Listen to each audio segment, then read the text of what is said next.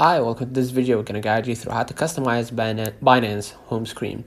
So all you got to do now is just select a list to change, right? Or select a menu to change from. So let's say I'm changing this widget right here at the top left, BNB, right? I can move it to the right, or I can just delete it and add something else by hitting the plus button.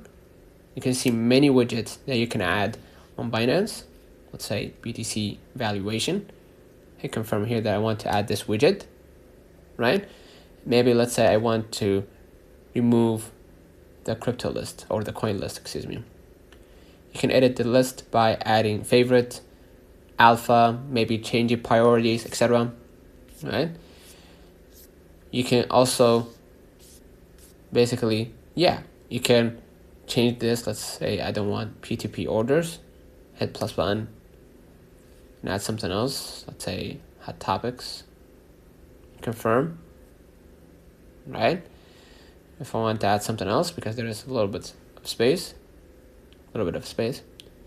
hit confirm here. Right? And you can just hold it to move the widget. Like you can hold it so you can move the widget somewhere else, and then hit the check mark to apply, of course, the new customization. So consider liking this video, subscribe, and turn on the notification bell to receive every video we upload. Until next time, see you.